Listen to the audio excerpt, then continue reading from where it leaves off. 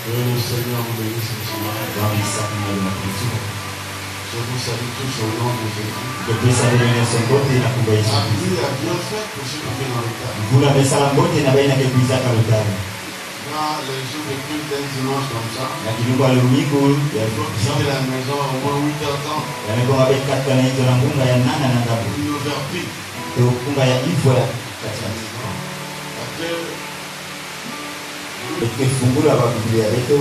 Dans le livre de Luc, chapitre 1.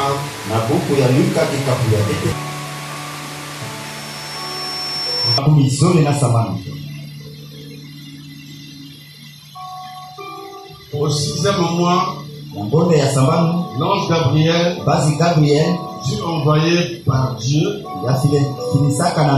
dans une ville de Galilée appelée Nazareth, auprès d'une vierge fiancée à un homme de la maison de David, nommé Joseph. Le nom de la vierge était Marie. L'ange entra chez elle et dit: je te salue, toi à qui une grâce a été faite. Le Seigneur est avec toi. Troublé par cette parole, Marie se demandait ce que pouvait signifier une telle salutation.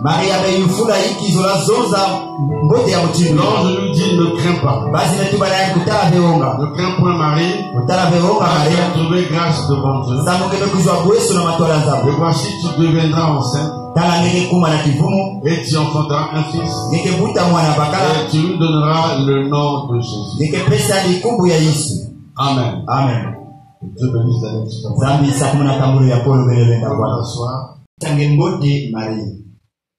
Amen. Amen. La première intention, c'est de détruire la fausseté catholique. La deuxième intention, s'adresser à l'épouse, au temps de la femme. Et nous sommes. Amen. Amen. Ce n'est pas simplement une salutation. Amen. Amen. En ce temps de la fin, nous avons reçu un homme. C'est lui qui interprète la Bible. Vous pouvez lire un texte dans la Bible. Ne comprenez pas ça comme vous lisez. Consultez l'interprète. Amen. Amen. Bon, les catholiques nous disent: je vous salue, Marie. C'est déjà une fausseté. Parce que Marie est une créature. Gabriel est le représentant de Dieu. Dieu ne peut pas, d'abord un père ne peut pas vous voyer son nom. Salut Marie. Non, il a dit. Amen. Amen. Si on reste avec ce que les catholiques nous disent, on va trouver ça. Si c'est dans la Bible, on n'a jamais dit ça. La Bible dit: je te salue Marie. Pas je vous salue Marie. Et puis ils nous ont dit que Marie était la mère de Dieu. Comment Marie, qui est née de le Nouveau Testament, la mère de quelqu'un qui a existé depuis le réfléchissant, ça va. Vous voyez, c'est une fausseté. Au fait que cette salutation, quand l'ange arrive, ça avait une autre signification prophétique. Vous avez lu le prophète tout à l'heure. Ça avait une autre signification. Ce n'était pas simplement une salutation. Ce n'est pas une formule de politesse. Mais ça cachait quelque chose. Dans la prédication, c'est le lever du soleil. Maintenant, on dit quand le soleil se lève, nous sommes dans un nouveau jour. L'épouse salue l'épouse, dit shalom à l'épouse. Amen. Je te salue Marie. Marie, c'est toi ce matin. Amen. Amen. Cette salutation n'est pas simplement une salutation, comme je vais te Dieu. Nous allons découvrir qu'est-ce que le frère interprète lorsqu'il prend cette écriture. Amen. Amen. Comme je vous ai dit dimanche passé, on a parlé sur la voix de Dieu, je crois. C'était ça, non? Oui.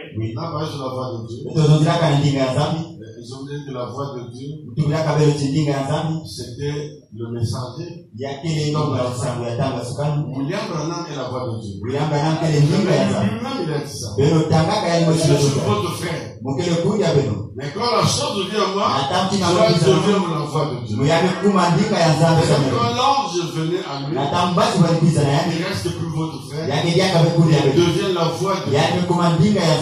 Vous devez s'habituer avec le sens prophétique. C'est très important. Vous êtes un peuple prophétique. Celui qui nous a engendré dans cet âge est un le fils du lion est un lion. N'est-ce pas?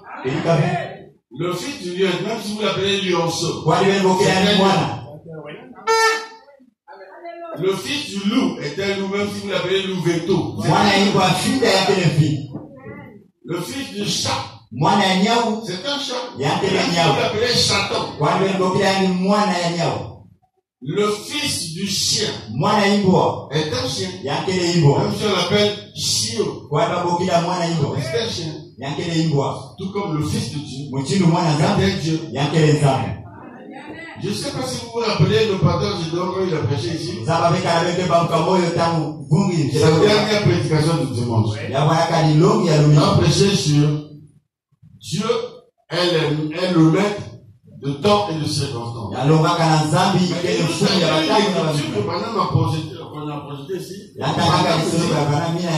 Oui, Dieu est le maître de circonstances. Cet attribut-là, Dieu l'a donné à l'homme.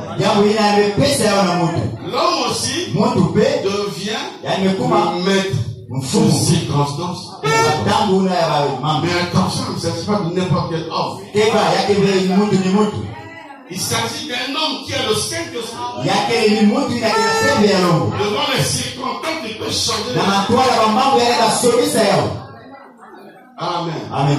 Comme une maladie qui vous dérange. Tu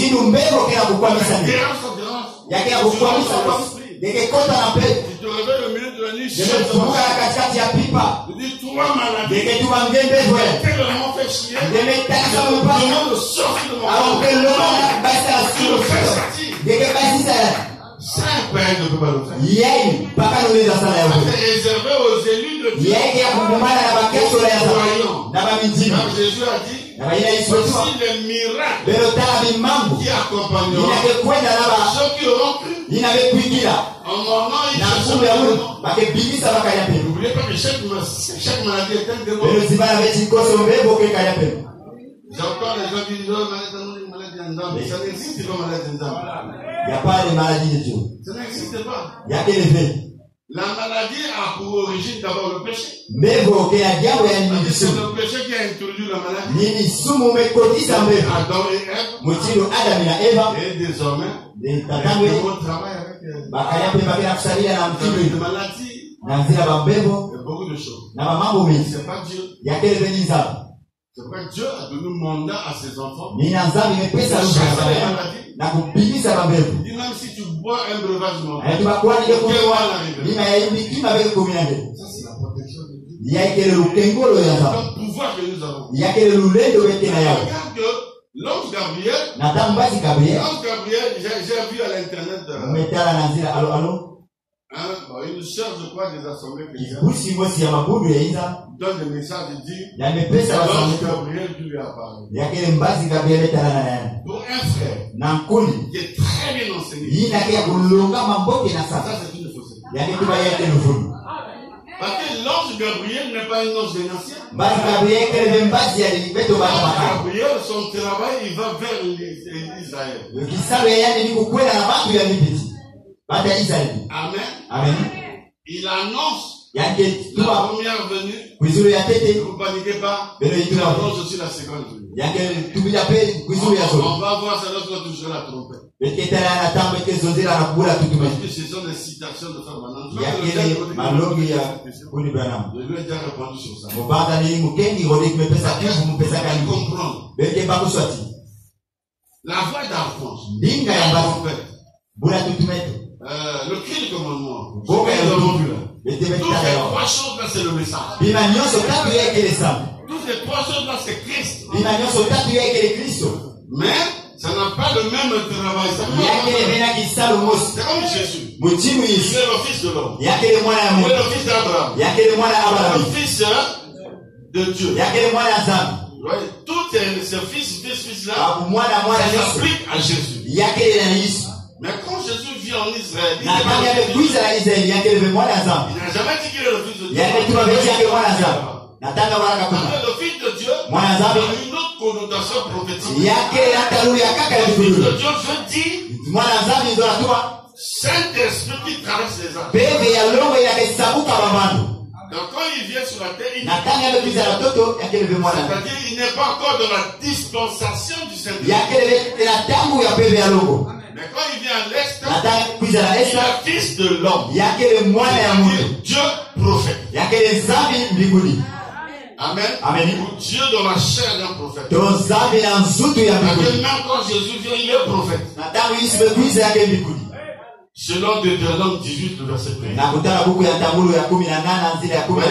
Donc Dieu envoie l'ange Gabriel une mission pour Israël. C'est lui qui est allé même chez Daniel. La mission, Daniel était juif. Il envoie encore Gabriel. Gabriel, vous allez voir, c'est toujours les autres ont joui. Mais dites une femme des nations qui dit non, j'ai vu Gabriel. Gabriel? Non. C'est faux. Cette femme a menti. Et je vois, après elle dit, je suis allé au ciel. Au ciel là-bas, je voyais, il y avait des gens qui montaient. Comme de l'enlèvement, c'est ils montaient et je voyais aussi des gens qui descendaient. Oui, ça c'est l'idée pentecôtiste.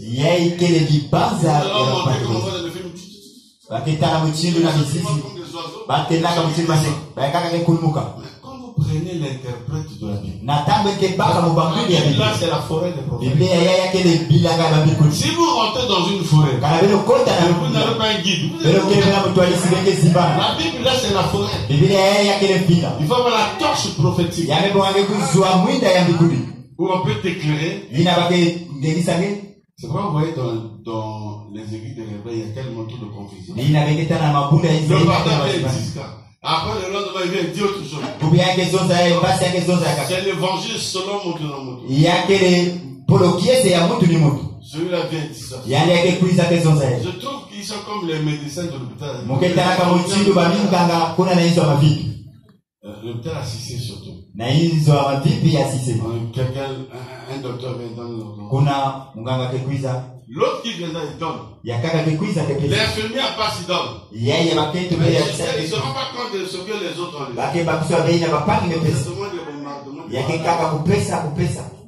Et ceci se passe dans les églises de la réveil. Maintenant, ces gens-là n'auront jamais une foi ferme. En d'autres termes, une foi d'enlèvement pour qui partent. Ce sera difficile. Amen. Donc Gabriel vient pour annoncer la venue de Dieu sur la terre.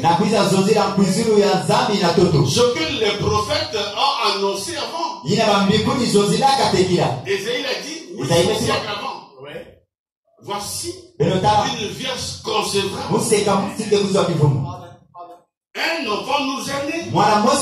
Un fils nous a été donné.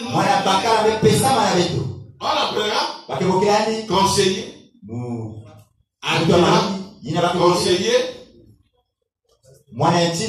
Prince de la paix. Et père. Comment un enfant peut être en même temps prince en même temps?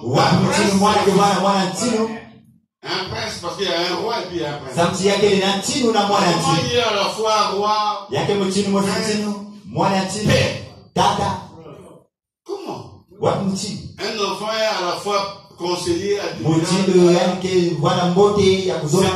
c'est un enfant qui nous aime.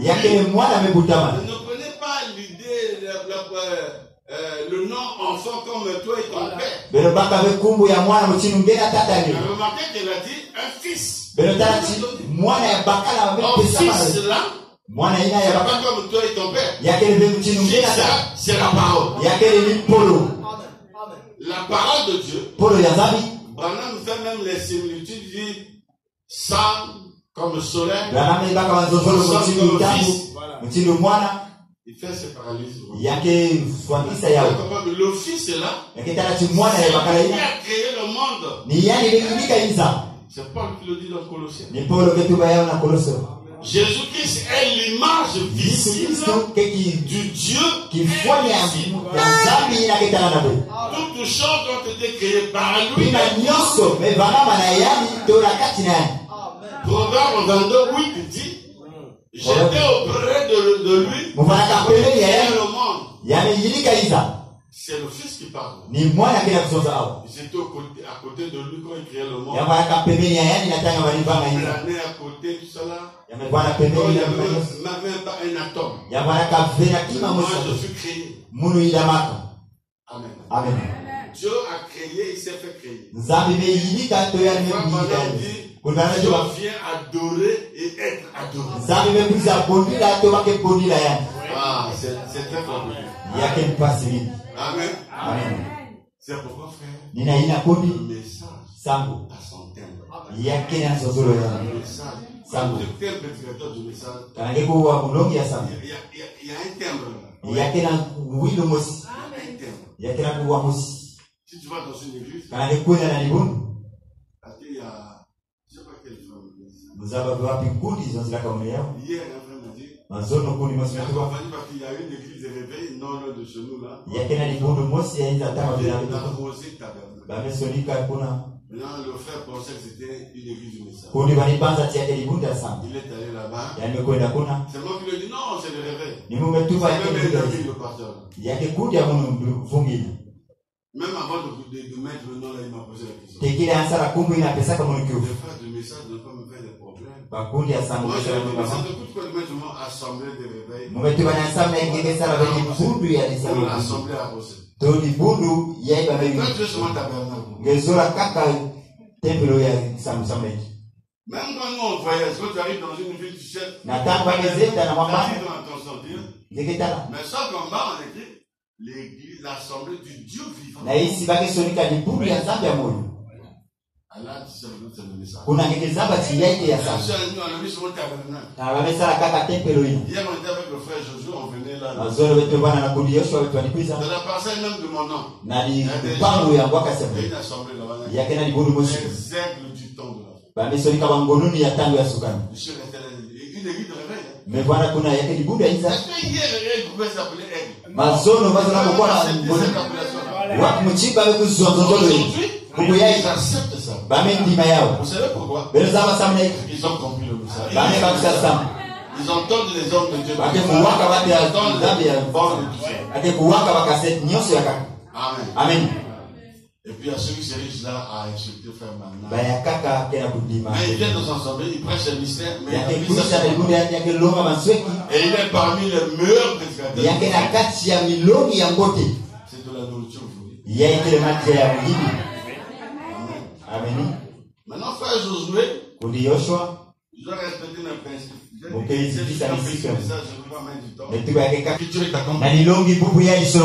a prêché ça 2 fois. Nous allons prendre celui qui a prêché le 19 février 1965. Le paragraphe 93.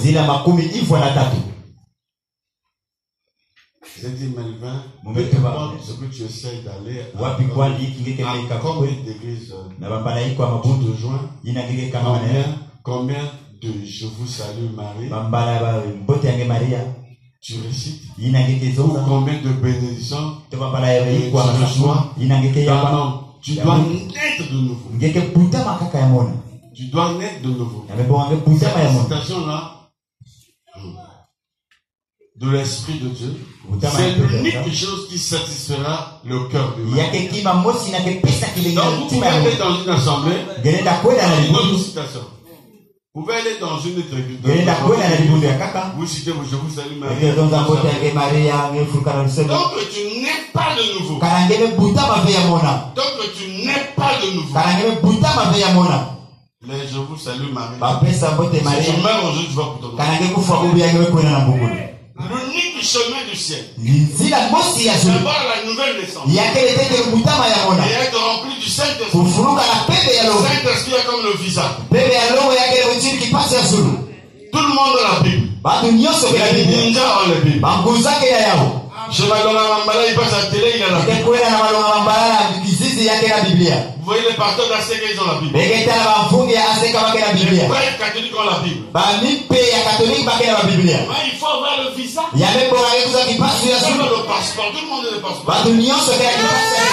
Il faut le visa. Et où est-ce qu'on trouve le visa? Au concile ou à l'ambassade. Tu vas partir. Il y a une enquête, il y a une étude. N'est-ce pas? Donc, vous ne pouvez pas aller au ciel si vous n'avez pas le Saint-Esprit. L'église, écoutez-moi bien. La réalité ne vous sauve pas. Donc, tu es quelque part, tu connais le pasteur, c'est mon père. Ça sauve pas. Tu dois faire la même expérience. Il y a un jeune homme, je ne sais pas. Il va poser la question. Il a dit, pourquoi ici, on peut avoir encore, je ne voulais pas avoir le ministre comme le frère Grâce. J'ai dit, mais moi je ne peux pas limiter Dieu. Il a dit, Grâce a été bien enseigné. J'ai dit au frère, Grâce a été bien enseigné. On peut bien enseigner l'église. Si vous restez avec la connaissance là, il faut faire l'expérience avec le Saint-Esprit. Il y a des gens qui prêchent la Bible, mais ils n'ont pas la Bible de la Bible. Le problème, ce n'est pas la connaissance. Le problème, c'est avoir la vie. Alléluia. Je lui ai dit, maintenant il est où maintenant? C'est parce qu'il s'est arrêté dans la connaissance. Il n'a pas fait l'expérience. Il s'est arrêté sur le mystère. Vous voyez? Moi j'ai été enseigné surnaturellement par Dieu par le mystère. Je ne me suis pas arrêté là. J'ai avancé jusqu'à obtenir le baptême du Saint-Esprit.